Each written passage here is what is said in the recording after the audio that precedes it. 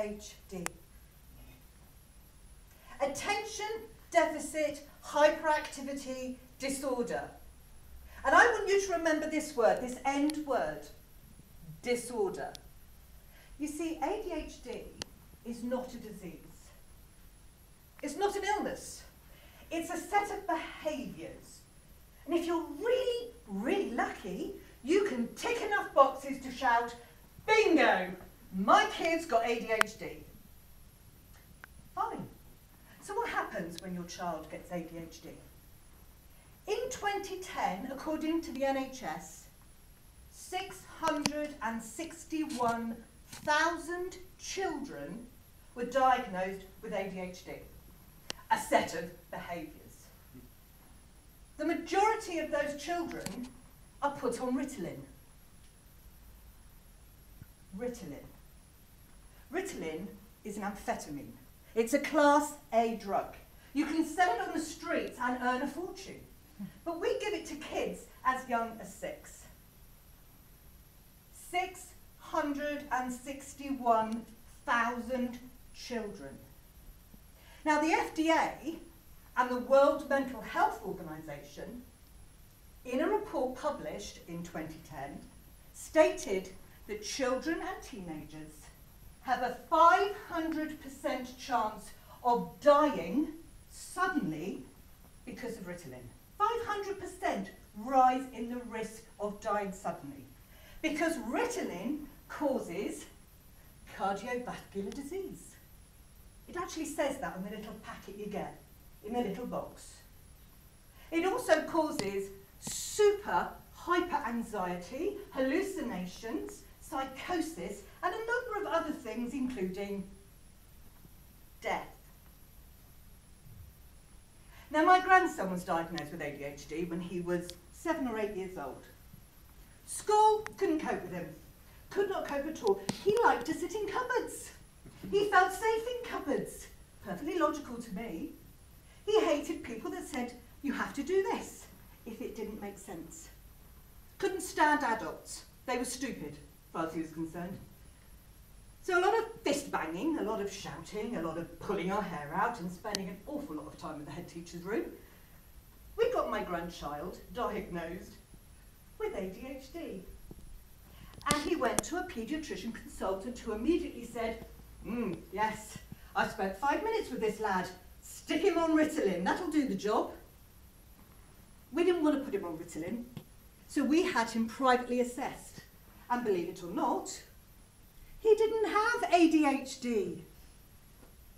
He had severe anxiety and emotional issues. So we trot back to the paediatrician who tells us we're wrong because it's a private clinic. But what do they know? So the school we got him into, they pressured and pressured and pushed until my daughter gave in and put my grandson on Ritalin. 2 months. In 2 months, he lost 2 stone in weight. He didn't sleep. He had severe hallucinations and nightmares.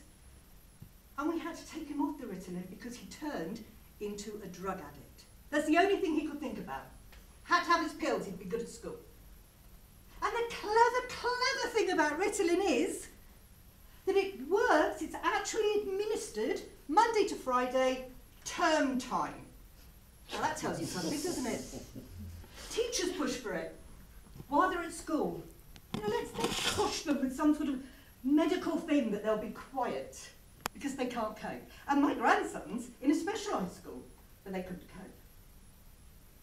So when we took him off the Ritalin, the paediatrician, lovely lady, said, oh, nothing I can do.